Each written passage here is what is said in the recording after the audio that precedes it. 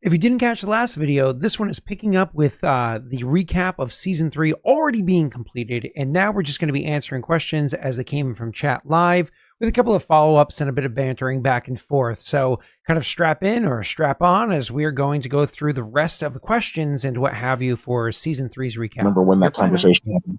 You're good? Cool. Then let's kind of jump into the questions here. I have a bunch, so I'll kind of like work through them. I'll actually go to Steve's first. Steve's not here, but hopefully he catches the pod afterwards. Steve said, how's the party? And so I'm going to say that in the meta and in character. How's the party feeling about the evolution of the gnolls and such? So more or less like the gnolls, how it was originally understood they were from when you first heard of, encountered, whatever them. Because they were actually mentioned once even prior to your seeing them. And then like they've really changed since then. So overall kind of like thoughts on that.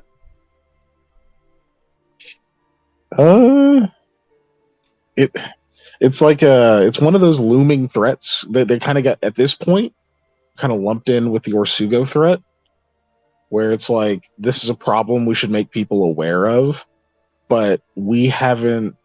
I mean, we've had direct contact with it, but it is not like. I mean, maybe this is presumptuous, but it's one of those things where it's not directly in our path, so we're not like, oh my god, we got to deal with this. It's like that showdown's gonna happen, but you know, it's not like the immediate concern other than making sure people are aware that there's fucking flame wielding gnolls, you know, coming down the river, setting shit on fire. Were gnolls a 1.0 thing? Was this, or is this new to this one? Gnolls have always been here. Yeah. Not fire gnolls. Okay. Yeah. That's kind of what I meant.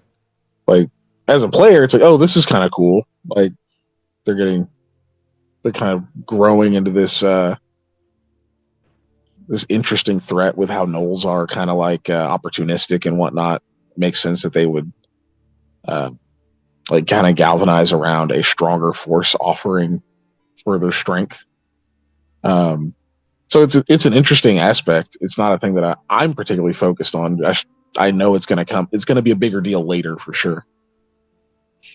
It's funny, the differences between 1.0 and 2.0. If I ever did a 3.0, let's pretend I did a 3.0 at some point in time, I think I would do it differently. I think I would actually start it off as like you were allotted this land for reason XYZ, and it literally starts with kingdom building, but you must personally go and clean up these situations, or you can choose to spend kingdom assets for it, so the party can pick and choose what they want to actually approach as characters, or like just roll the dice and see what happens. You know what I mean? And you get way more nuance and depth when you choose to do as a person than you do when you just roll the dice. In some ways, that's cool. But I think this is going to feel more rewarding when we get there. Oh yeah, yeah. Oh, absolutely. So, Jake, you have any thoughts on the gnolls?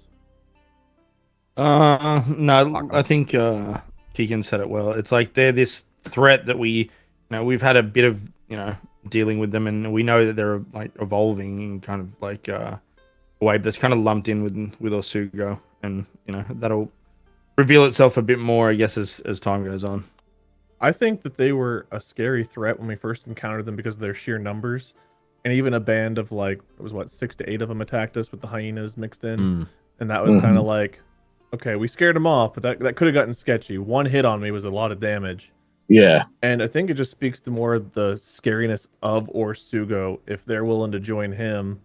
And now they've got fire as well as their teeth and hyenas and stuff. So I think that they were already a little bit scary.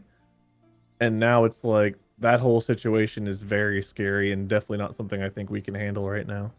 No, yeah. And I mean, we haven't came across like an Orsugo raid yet. You know what I mean? Like, I remember in 1.0, like, that shit was scary.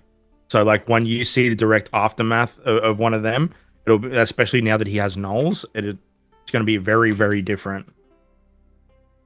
We've seen, like, shades of it, right? So, like, my session 0 had he came in here and burned down this person's house.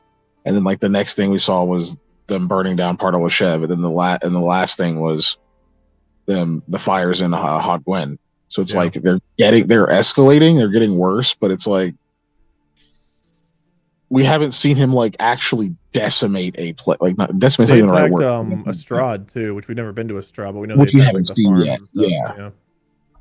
But no, but yeah, the last bit is also it has always like tackling them as a force so far is just like at every turn it's like this is too big for us. We've encountered the small bands that we've had to deal with, but like we saw their giant camp and it's like we're not going to be able to do anything about that. It's huge. So it's just been one of those threats. It's like this is a future problem. We really can't solve this right now. Yeah, as a DM, you can imagine it's sowing seeds. Because like if I was like, if you guys are like, season 8, and I was like, and then there's fire gnolls, you'd be like, what the fuck did this shit come from? Oh yeah, you would never hear the end of it. yeah, right. It has You'd to be like, no, look, there's DMs from back here, all the way back here. We'd be like, oh yeah, chef, fuck you, Scott.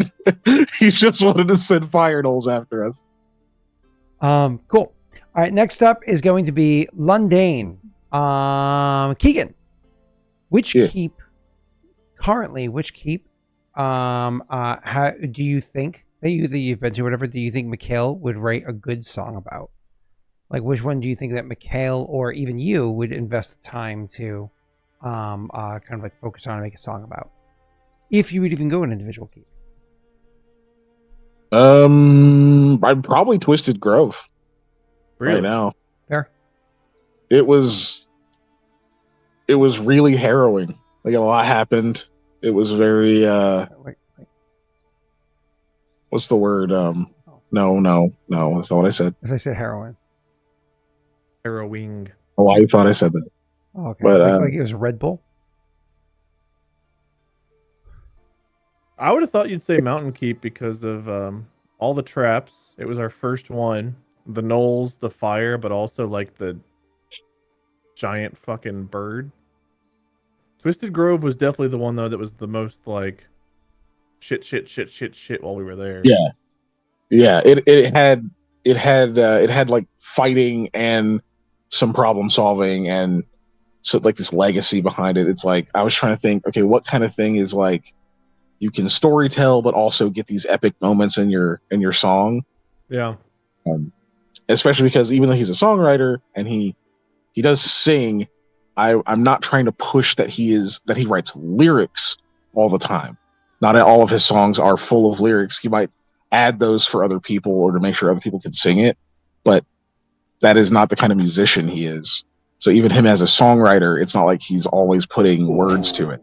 So like he could have a song called Bottle of Blood, and it's supposed to like give you the feeling of like Aldo and drowning and in the mountain keep and all that, but doesn't have any actual words to it. It's just like emotions emulated through the quality of your performance, and the three of you know the significance behind it.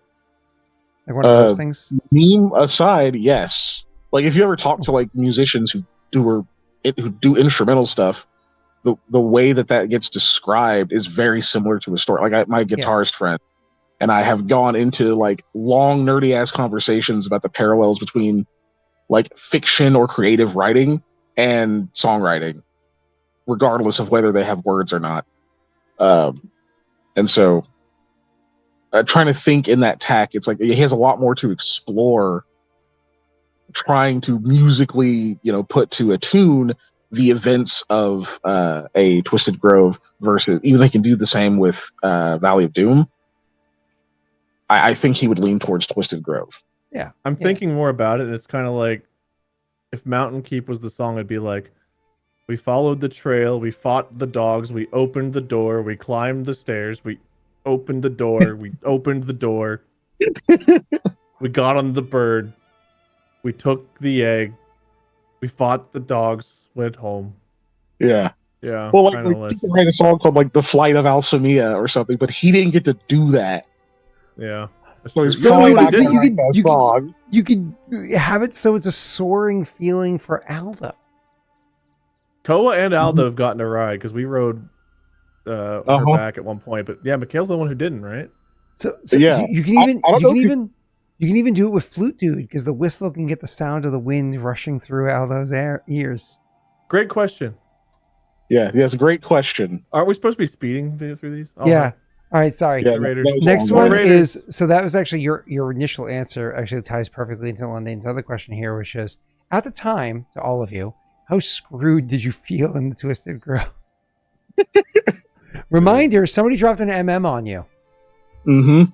The only time I think it was Lundane that did it. More screwed was the slave, the crack raid. Whenever we were all completely out of resource. Otherwise, Twisted Grove really felt like could have been our end. Yes, agreed. Also, you said the crack raid. And Bully didn't want you to rate their crack. Moving on. Somebody asked Mother me. Jerd has never been so inviting. Somebody asked me why I changed the language, a cultural inspiration of Mull from what it originally was, which I think was Latin to being Arabic. There was kind of two reasons for this one. One, as I was building out a Malta more and more and more, I actually ended up leaning heavily into Latin for that one. And it made no sense to have that be the base for two very different cultures from different continents and so on and so forth. It didn't make sense. So I had to choose a different one. And I kind of was upset with myself for having not used Arabic, which I find to be one of the most beautiful languages to listen to somebody speaking. I hadn't used that for an important one yet. So I changed to Arabic just because Perrin, Tal, Glyn, and whatever the other one is, are all going to be based off the same language, and they're going to be the most frequently spoken ones. And so it was like one of those, I just wanted to really bring it in, because that means like your characters who use the common language of Perrin is a successor or a child language of, what was effectively, so just being able to use those sounds and bring them in, even though my Bostonian mouth can't make them sound pretty. If you hear, somebody who is native to the tongue or fluent speaking of it, that can emulate the accent, it is truly beautiful listening to. And so I can see the words and I can hear the beauty in my head, but then you hear me say Muharib and you're like, oh God, no, please make it stop. No. You have the right concept, then you're like, I'll have it, yad. Yeah, exactly. Did I say Harvard Yard? Thank you very much. But I still didn't like that. That gave me the. But it's funny because like there's a road in in Pawtucket, Rhode Island, and it's like Armistice or something like that, and I call it Armistice, and Brittany's like, or here's one. I say this word dividends, like, oh, you get dividends from your investments, and she's like, why do you say that so wrong? I'm like, I don't know. You get dividends. Like I'm pronouncing the letters. You get dividends. She's like, that's not how you say it. And I don't know how to say it. I say dividends. So, dividends. Yeah. Did you all come in to hear Scott talk about how he pronounces words in his portfolio? Yes, that's what he asked. Yes. All right, moving on. So somebody asked, this is to kind of all of us, but I'm going to throw it to you guys. I'm not going to answer it. From Lorjus. Again, I don't know. I think that's how you pronounce it, Lorjus. Wait. What would happen if you dumped the soul goo into the dead tree at Twisted Grove? We will never know. Yeah, we would never do that. But in theory, I mean, the souls are living creatures, so it would be putting a lot of alive stuff there. So probably would be the same as putting a positive energy crystal to some extent. I don't know that stuff embodies positive energy because it's it's tied to water. I think okay. Well, the water elemental is part of it, but the souls themselves are. Well, I don't know. Here's other than just like the blatant, like mortal sin that would be. Like best. Is this the putting on the negative tree or the positive tree? Negative, the dead tree. Negative. Putting life near death, that'd be bad. Yeah, we don't even know if we don't even know if it's tied to life. You know what I mean? Like even though they're souls, we know they're tied to water, but yeah. And ooze. I don't know. I don't think we understand. Our characters definitely don't, but we also don't understand this shit enough to know. Like best case, it works. Next best case is like we just cover the negative energy tree in goo, and it's just covered in goo now. And also mortal sin. Like worst case, it like wakes up and it has the minds of like thousands of people that we put in a fucking death tree. What's that? A roper? It becomes like an undead roper, or what's that other tree? It's There's a tree in Diablo 4 that has like heads hanging from it. That's exactly what I'm thinking. Yeah, Of, like fucking tree. it's a gallows tree or whatever. If Yeah. Keegan, you Whatever might they're even have called. this book same as I do. It's the Monster Compendium of Faerun. Is like a thin, soft cover 3.x book. So it's like the Faerunian Compendium or whatever it is. Anyways, whatever the book is called, it's called like Dark Tree or something like that. It's like 3 or 4 monsters in the very front of that book. And it's like literally this big, powerful, like undead tree that's inside swamps and whatnot. It's just making me think of that. All I can think of is the freaking gallows tree or whatever it's called, Oh, with all the hanging bodies off of it. yeah. Something like that, probably. I don't know. Yeah. Anyways, for Keegan, I didn't write down who asked this question, but did you eat the goo in the sewers? You can tell us the truth. We won't judge. Fuck you. Also, So no! do I skip the pants question then? He did. I already said my piece on that. Okay. Mikhail did not eat the goo in the sewers. I was very clear about this. Okay. I made sure to be very clear and In unambiguous. hindsight, it was such a fucked up joke.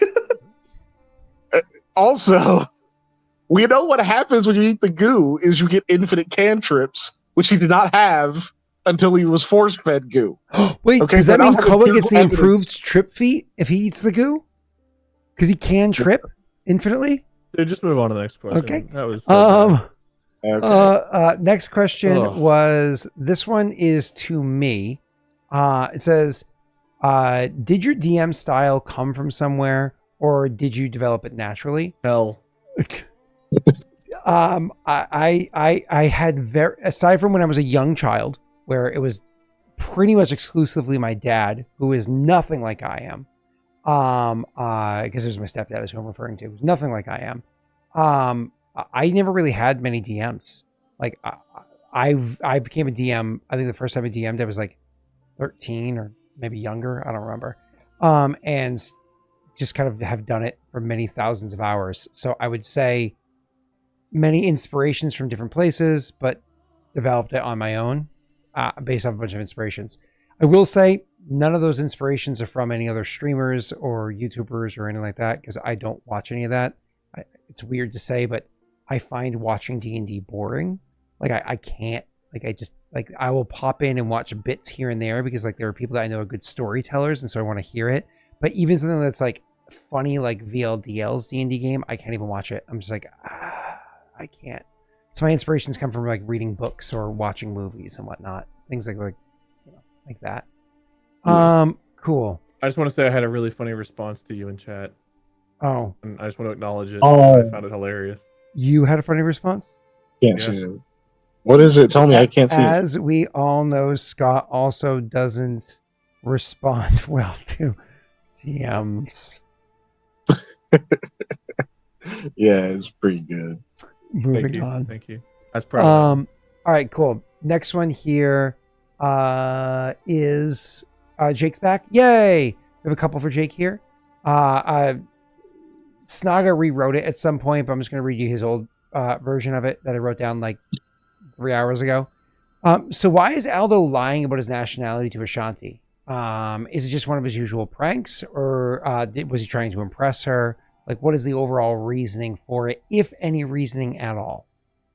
No, it's just Aldo being Aldo. Okay. I think there was a I mean, he follow-up lies on to there. Koa and Mikhail all the time too. Yeah, he just it felt very lies. compulsive. I wanted You to know? answer this, but I think they also asked why did Koa and Mikhail let him do it or not? Like, why didn't they say anything to Ashanti, or why haven't they intervened? Hmm? I can tell you on Koa's behalf, because he doesn't actually know if he knows the truth about where Aldo's from. Like, Aldo's like, I'm from Goldaria, but he's so good at lying and pretending that he's like, if I go and tell Ashanti he's lying, and I'm not even that confident I know, I'm just gonna let Aldo do his thing. It's like, let Aldo set his own traps and fall in them, because Koa's like, I'm 99% sure Aldo's fucking with her and he's from Salt area, but like, that is a very convincing accent. Yeah, pretty much. Yeah. It's just, yeah, Mikhail's also very much not 100% sure. It's like very much suspects, okay, he's probably just messing with her. Yeah. But Yeah, that's not enough basis to go like, I think Aldo's lying to you. They're also not like serious. Yeah, it's not been like a whole thing of like, yeah. So Yeah, I mean, what would you guys get out of just, I guess being even voicing that? Because it's Right. good to be honest. Yes, but it's like I'm like that chastity unicorn on Dungeon Soup. Does Wade take a level in Paladin now? Is it too late for that? you have to let him be good. Oh yeah, no, you don't. My rule is always Paladins have to be lawful. They don't have to be good. And But Barbarians you have to can't let him be lawful. Yeah, they can't be lawful. You can't. So So because it was a follow-up you can question. Gray Paladin. They're terrible. Because it was a follow-up question to a recently asked one. I'll answer that before we move on. Polito also asked if you had the chance to be so, would you prefer to be a player? And that's actually a hard question. Like, so I've had a few DMs and whatnot. Let me just say, I don't enjoy, just like every PC doesn't enjoy every DM. I have a hard time finding a DM whose storytelling I actually enjoy.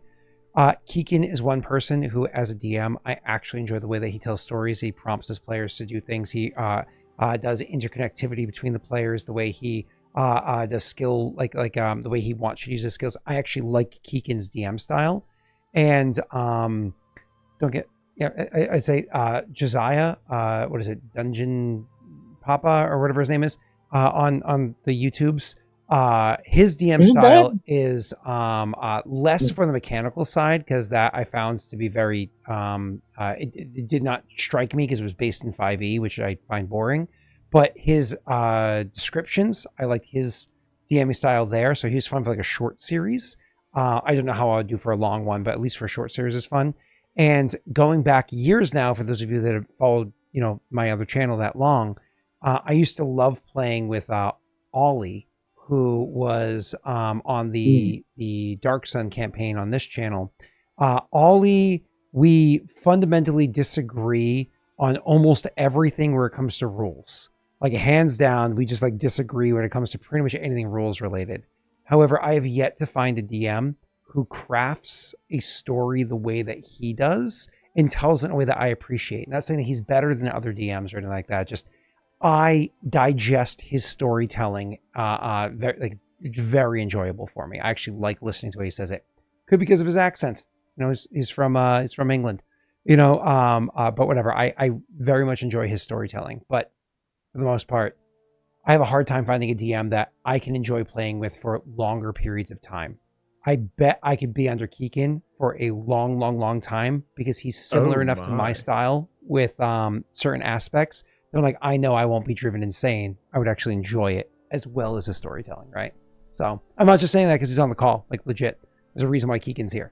So I'm just thankful this is a speed round. I can't imagine what a long drawn out answer would look like. Yeah, that's fair. All right, next up, Lundane, with the crystals, what's the craziest thing you want to make or do with them? And do not say suppository. Crystals, do you mean the souls, or do you mean like the rocks that have elementals? Break the curses? I mean, crazy thing I want to do or my character wants to do. Those are very different. I would like to lure Beltran out to the water area and have Aldo put one of them in his pocket. And then wait. Dude, the suppository thing, though, I never got to poison the dude in Mass Effect. We never got to make him butt chug poison. If we could crack one of these crystals and shove it up Beltran's ass and let the elemental come out inside of his rectum.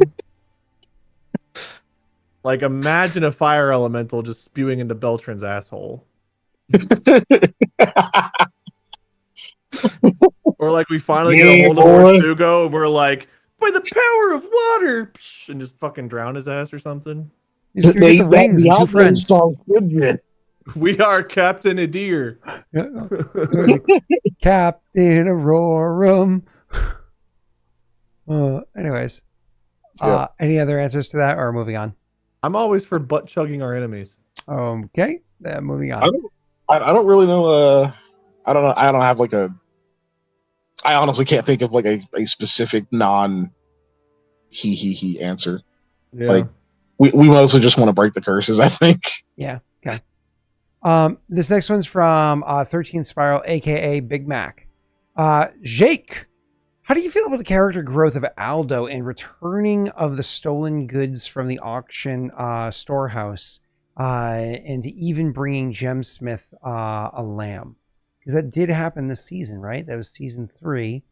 Yeah. Dinner party. Yep, it was season 3. I hated giving this stuff back. Out of game, I fucking hated it. In game, it led to one of the most impactful moments that Aldo's been through in the whole thing, right? So that was great. But no, I mean, if I could have kept them, I would have kept them. If Mikhail didn't, if I didn't tell Mikhail what I was doing, Aldo would have just shut up about it and been like, "Oh, look what I found" later on. But you know, he wasn't sure whether or not Mikhail would say anything at that stage. I think he has actually more trust in Mikhail now after, you know, certain things have happened, and that I think he may have not ever, like, you know, spoken about it, I guess. But yeah, no, I didn't like giving the things back. However, I liked the outcome for the character. The lamb thing is, I don't know, it's still half a joke. Yeah, fair. Yeah. And the other half was dinner. So let's see. We all hated out of game that we had to return this stuff. I just want to say that is true. Yeah, we all were like, "Fuck," outside of it. Hey Scott, are you ever going to tell us what he slipped into Aldo's food that Koa ate?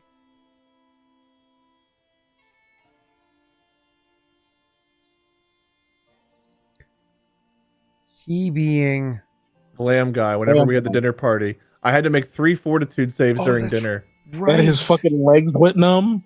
Like, what was that? Oh, that's right. I have to look up what that was again. I remember that. You have to look it up?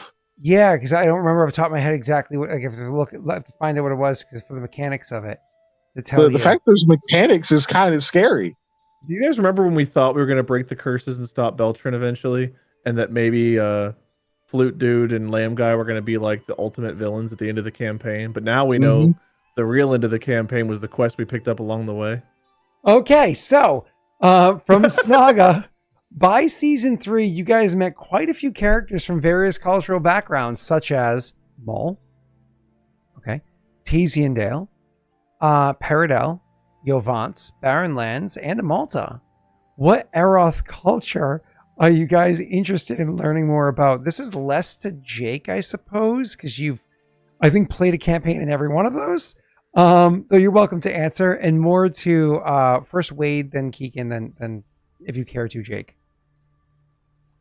First me? Is that what you said? Yeah, because you have the least. I mean, experience. honestly, all of them, but that's a cheatsy answer. So yeah, for my character's own reasons, it's a Malta, because that means exploring more of stuff about like Guinevere, and also Arjun is a Maltan, and so kind of getting to learn more of what Arjun knows, more of what he's learned throughout his job. So I'm a little bit more tied to it now, but you know, Koa's fiance is from a Malta. And you know, it's apparently a goodly place, like, and I think that would connect well with Koa. So that one jumps out at me just because of the connection to both of my characters. But also Golderia, and is it Bard where Mikhail's from? Yeah, that's part of Paradel, but yeah. I want to learn a lot more about those your guys' characters. So getting to learn more about the cultures there and like how that shaped your characters to some extent is also interesting to me. So selfishly, a Malta, but like just out of pure curiosity for the sake of the fact that it's been a very kind of Koa-centric first few seasons, for your guys' characters, like getting to see more about the places your guys' characters are from. So predominantly you want to learn more about something that's pertaining to your own character, but then I guess you'll mention the other two because they're sitting here. Okay, gotcha. Yeah. Okay, cool. Purely out of guilt and actually zero out of real interest. Yeah, that makes sense. I buy that, and I think everybody else here does too. Chat, you can go ahead and solidarity if you also. Keegan. The Daellands, no. Anything named after fucking Scott, no, is clearly off the table for me. Zero interest. I know what he's like. I don't need more of that shit. Yeah, we don't even. No. Never take me there. Take me down to the Daelric city. I guess for me it would be probably Taziendale, because I just don't know much about it. Like, see, I very briefly played one character from there, in a Patreon game, but I just don't know a ton about it. I just know like little bits and pieces. Has there been like a game there or anything like that I just didn't see? I don't think there has. Yes, so. there was one campaign that took place there. It was actually the I can't remember the name of it. Be Our Guest. Oh, dude, yeah, okay, yeah. That was the only shit, I mean, campaign. That was the only time my wife ever. That was came in on stream. Taziendale? That was in the Right. mountains of Oh, Taziendale. dude. Okay, yeah, I should have known that. Yeah, where my wife played a Reference to it character in another thing. that poisoned a man and then stabbed him to death while he was shitting himself. And I'm just like, Fucking brutal. who are you? What is Fucking happening? brutal. Yeah. No, that's dope as fuck though. And that was I'm curious about the food culture in Taziendale. She poisoned him. Taziendale. Well, Aldo's had some Taziendale. Maybe he can tell me about the food. Hey, Never mind. I think that joke happened already. I didn't mean to even make it. I actually meant to say Taziendale. Because it just Tazi- sounds like a place good food would. I don't know. In my brain, I hear that. I'm like, I bet they have delicious food, and I don't know why I think that, but my brain tells me that. But yeah, I think I'm gonna still go with that then. Honestly, that makes it even more interested in being like, what the hell else is there? You know, I've just heard stuff about it, and I guess there's been that one campaign, and now we've got like an alchemist from there who knew about fucking iophanites. You know, What are those? so I'm just like, yeah, Those aren't real. culture wise, that's what I'm interested in. What? Anything from you, Jake? I mean, I'd love to see what Goldaria is like. I mean, Wasn't even on the list. other than that, you know, I something that hasn't been touched on at all is I'd love to see something in not so much the Dale lands, but to do with that island that you've got off there that's like quarantined now. I mean, that's been Unban? in the background since the start, right? Yeah. So it was visited 3 times in Regicide. I want to say 3 times it was visited in Regicide, but that was the only exposure, and it was very, very quick. Mm-mm. Maybe it was 2 Why the times. fuck is there a country called Westlands, almost as far east as you can go? So Westlands is not actually its own country. It's actually a region of the Dalelands. Honestly, it being part of the Dalelands makes sense as to why it's named Westlands in the east. Yeah. You answered my question. Thanks. You're welcome. Your confusion makes sense though. Was Eldermar also close to the Dalelands? Eldamar. I feel like the Elders and Daelric are also kind of combined. Eldamar is the magical rainforests full of fae. And barren lands are going to be our hairline soon. Okay. So moving on. Thank you, Jake, for your answer. Anything else you wanted to touch on that? Are you good? I actually think the most interesting one, especially in the period we are now, would be Yvance and all the changes happening in there right now. We've seen it before with. I want to change my answer. It's Yvance. There is so much going on with that country at the moment. I am really looking forward to actually seeing how Scott handles Yvance this time. You know, I'm even with Keegan's campaign, like with my character from there, and getting to experience some of that stuff. Like I really want to see where it goes. Keegan, I don't know what the fuck y'all are talking about, so yay. Keegan, weren't you a part of that campaign? That Patreon campaign with like Cell in them? Yep. Okay, yeah, where you made Voss. Yeah. Yeah. That's why I'm changing my answer, because I love playing that character. Yeah, but now this is all happening like in the background. It's just NPC-ified. So yeah, cool. Interesting. All right, awesome. Next question. Let's see. This one says from Lejus. Last question for the night. Last question of the night for Scott. If the idea of an evil campaign comes to your mind for a deer, not total destruction, but a party of PCs looking to restore the mole empire in some way. And the simple answer to the question is no, because I don't decide what the PCs are or aren't going to be, right? So like I say, hey guys, I have like 2 or 3 or 4 concepts of a campaign. This is what they are, and you choose which one you want to do.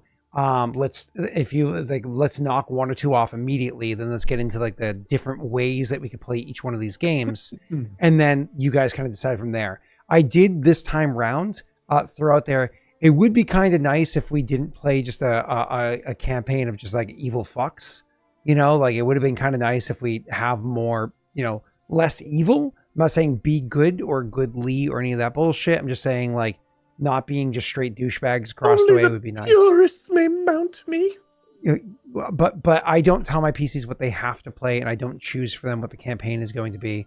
It's always I get together a crew of people, and then I put stories in front of them I think that crew would enjoy, and then we kind of just go from there, and that story changes literally as they're making their characters, so I can fit the story around what would be interesting to those PCs and those characters. That makes sense. So no, that was not the case. They get to decide, and if they chose to be evil, there's nothing I can do about it. They're playing an evil game. I just react to it. Right? Honestly, wow, I cannot believe there were 40 minutes worth of questions that came in from chat at the time, just for one season. That's incredible. Well, and here on YouTube, if you wanted to go ahead and ask questions, you're welcome to do that. If you're on Spotify, get fucked. Otherwise, thanks everybody. Don't forget to like and subscribe, and hopefully you can catch a live session sometimes.